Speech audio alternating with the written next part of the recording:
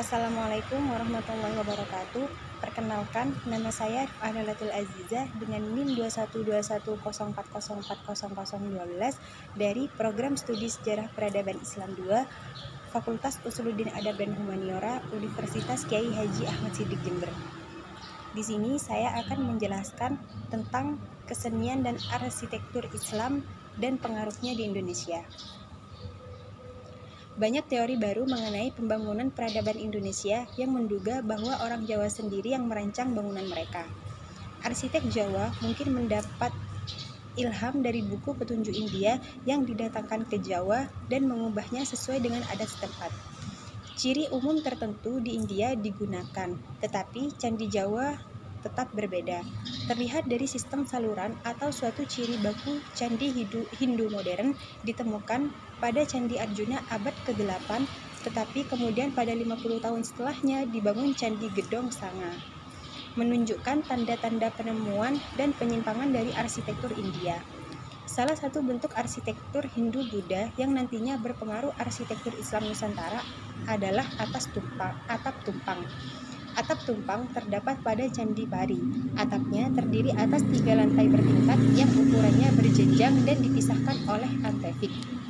Begitu pula arsitektur Majapahit meliputi candi, pintu gerbang, dan kolam. Gerbang belah pada Waringin Lawang merupakan situs tertua pada bentuk gerbang yang diketahui kini sebagai bentuk khas arsitektur Bali. Kedatangan Islam ke Nusantara sejak abad ke-12 berpengaruh pada perubahan arsitektur yang lebih bersifat dialogis dari teknologis. Kedatangan Islam tidak memperkenalkan tradisi bangunan baru, tetapi memberikan pemahaman kesesuaian dan bentuk arsitektur yang sudah ada, diciptakan dan ditafsirkan kembali untuk memenuhi kebutuhan Islam. Menara Masjid Kudus di pesisir utara Jawa merupakan arsitektur Islam yang menyerupai sebuah candi yang dibangun pada abad ke-14 zaman Majapahit. Dalam arsitektur masjid-masjid pertama di Indonesia mengambil ilham dari tradisi bangunan di Jawa dan daerah lain di Nusantara berupa 4 tiang utama menunjang atap tinggi berbentuk piramid, baik dalam arsitektur vernakalar maupun arsitektur Islam. Keempat tiang tersebut diberikan makna lambang khusus. Di antara bangunan keagamaan yang mendapat pengaruh arsitektur Hindu-Buddha diantaranya, pertama, masjid. Sejumlah masjid yang memperlihatkan arsitektur masjid-masjid kuno adalah Masjid Agung Demak, Masjid Agung Banten, Masjid Agung Kesepuhan Cirebon, Masjid Agung Yogyakarta, Masjid Agung Surakarta, Masjid Agung Palembang, Masjid Raya Ternate, Masjid Raya Baitur Rahman Aceh, Masjid Indrapuri Aceh, Masjid Agung Sumeneb, Masjid Angke Jakarta, dan beberapa masjid lainnya. Kekhasan masjid kuno tersebut di antara lain 1. Denahnya persegi 4 atau bujur sangkar dan berbentuk pejal. 2. Atapnya bertumpang atau bertingkat terdiri dari 2, 3, 4, dan 5 atau lebih. 3. Mempunyai serambi di depan atau di samping masjid. 4. Di depan atau di samping terdapat kolam. 5. Di sekitar masjid diberi tembok atau pagar dengan 1, 2, 3 pintu gerbang. Pengaruh masa pra-Islam tampak dalam banyak bangunan Islam di Jawa, Sumatera, Nusa Tenggara, dan Maluku. Ciri-ciri umumnya terlihat pada pembagian bangunan masjid menjadi 3 bagian, yaitu bagian dasar, utama, dan bagian atas, yang mencakup denah terpusat, atap tumpang, deretan tiang atau tiang keliling bagian luar, serambi tambahan bagian depan, halaman berdinding dengan pintu masuk, menara, dan letak pemakaman yang menyatu di bagian masjid atau di dekat masjid. Atap tumpang Masjid Indonesia awal meneruskan tradisi pembangunan atap yang digunakan bangunan keagamaan masa pra-Islam, sebagaimana yang dapat dilihat di relief candi di Jawa Timur abad ke-13 dan ke-14. Atap Meru yang terdapat di Pura Bali saat ini merupakan turunan dari masa yang sama. Asal-usul gaya ini tidak diketahui, mungkin jauh lebih tua. Gagasan dasar atap Meru sama dengan pagoda bertingkat pada bangunan Buddha Asia Barat. Digubah ke sarana konstruksi kayu. Masjid-masjid kuno yang didirikan pada abad 16-18 sampai 18 Masehi mengambil bentuk dari bangunan pra-Islam yang disebut Meru. yang mulai dikenal pada relief candi di Jawa Timur seperti pada Candi Surawana, Panataran, Kedaton, Jago, atau Tumpang Jawi, dan pura-pura di Bali sampai kini bahkan ada Meru yang meratap 11. Menurut Pijper, kekhasan masjid-masjid di Indonesia yang berbeda dengan masjid lainnya, tetapi ada juga kekhasan yang asli seperti pintu tersusun dari batu bata atau tembok memiliki lengkung asli true art yang benar-benar mulai dikenalkan Islam dari segi teknik pembuatannya. Berbeda dengan bentuk candi yang merupakan lengkung pintu-pintu semu atau false art. Menurut Uka Chandra, masjid-masjid kuno mempunyai kekhasan karena beberapa faktor. 1. Tekniknya disesuaikan dengan ekologi, dengan bangunan beratap tumpang memudahkan air meluncur ke bawah apabila hujan. Sedangkan ventilasi dari lowong atapnya dapat memasukkan udara dingin ke dalam masjid apabila cuaca sedang panas. Dari sini terlihat fungsi teknik disesuaikan dengan klimatologi tropis yang mengenal musim hujan dan musim panas. Hal ini tidak terlepas dari prinsip arsitektur. Arsitektur Meru yang diambil dari bentuk bangunan Hindu merupakan faktor penting untuk menimbulkan daya tarik bagi mereka yang melakukan peralihan agama Islam, sehingga yang melakukan peralihan agama Hindu dan Buddha ke agama Islam tidak menimbulkan kekagetan budaya. Untuk yang kedua ialah istana awal Islam.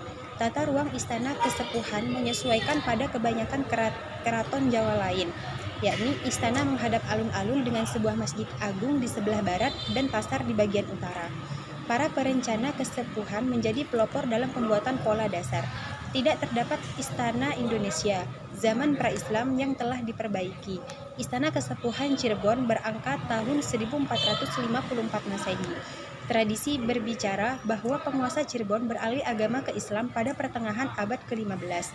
Istana zaman awal Islam mempertahankan ciri arsitektur zaman pra-Islam. Istana kesepuhan menarik karena mulai dibangun pada periode pra-Islam akhir dan terus berkembang sepanjang masa peralihan.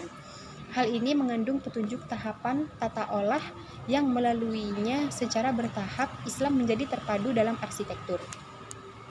Untuk yang ketiga ialah makam. Satu dari arsitektur terindah dunia, Taj Mahal di India yang merupakan makam Islam, maka tidak aneh jika di Nusantara terdapat banyak makam yang dipoles indah pada batu nisannya. Perubahan kepercayaan dari Hindu-Buddha ke Islam memunculkan kembali arsitektur makam di berbagai kepulauan Nusantara. Dalam tradisi Hindu-Buddha, pembakaran mayat merupakan cara yang digunakan dalam menghadapi kematian. Tata letak dan tampilan arsitektural memiliki persamaan dengan yang ada di pura-pura Bali. Sejumlah makam di Tralayat, tempat di dekat Trowulan, ibu kota Majapahit, memiliki kerangka Kalamakara, salah satu hiasan Jawa. Salah satu jejak tertua atas kehadiran Islam Nusantara terdapat pada makam. Beberapa makam yang berasas Islam ditemukan diperkirakan dibangun sebelum masyarakat Islam sepenuhnya beralih ke Islam, baik di Jawa maupun di Sumatera. Diyakini makam tertua yang ditemukan di Nusantara berada di dekat pelabuhan seperti Gresik dan Barus. Makam Malik As-Saleh, penguasa pelabuhan samudera di pantai utara Aceh, Sumatera. Raja ini pernah disebut Marco Polo ketika melewati samudera dan tinggal beberapa bulan pada tahun 1293 Masehi. Untuk yang keempat ialah pola hiasan kaligrafi pada nisan kubur Sultan Malik As-Saleh tahun 696 atau 1297 dari Gampung Samudra yang bertuliskan Hot Sulusi, dan pada sejumlah nisan dari Leran yang seluruhnya bertuliskan Hot Kufi dengan nama Fatimah binti Maimun bin Hibatullah tahun 475 Masehi atau 1082 Masehi. Nisan kubur Malik Ibrahim Gresik tahun 822 Hijriah atau 1419 Masehi. Pada beberapa nisan kubur tersebut bertuliskan ayat Al-Quran. Dalam dunia Islam, seni hias yang mengambil pola geometri dan erat kaitannya dengan kaligrafi adalah hiasan segitiga tumpal, kurawal, segi empat atau belah ketupat, jalinan tali atau tambang, hiasan bunga Aceh yang disebut bunga awan sitangke, beragam roseta, dan hiasan bunga teratai. Sedangkan pengaruh arsitektur Cina, pengaruh kebudayaan Cina di Nusantara tidaklah sekuat pengaruh Hindu-Buddha. Pengaruh seni rupa Cina tampak pada arsitektur, desain tekstil, dan mebel. Motif hiasan yang paling terkenal adalah mender, batu karang, dan mega. Motif-motif ini terdapat di Istana Majapahit, Cirebon, dan Bali. Pengaruh budaya Tionghoa di keraton-keraton Cirebon terlihat pada pemakaian piring-piring Tionghoa dari zaman Ming yang digunakan untuk menghiasi tembok-tembok Siti Inggil, gerbang keraton, dan lain-lain. Bahkan dalam keraton kesepuhan terdapat ragam hiasan disebut padasan. Hiasan juga terdapat pada batik yang memakai gambaran burung phoenix yang merupakan pengaruh dari etnik Tionghoa. Pada arsitektur pintu gerbang makam Sunan Bonang sebelah selatan berbentuk semar tinandu dengan atap berhias ornamen bunga-bunga dengan dinding di kanan dan kirinya, dihiasi piring-piring dan mangkuk keramik Cina. Sunan Bonang disinyalir seorang yang ahli dalam arsitektur dan seni lainnya. Cukup sekian, mungkin itu saja yang bisa saya sampaikan. Selebihnya mohon maaf. Assalamualaikum warahmatullahi wabarakatuh.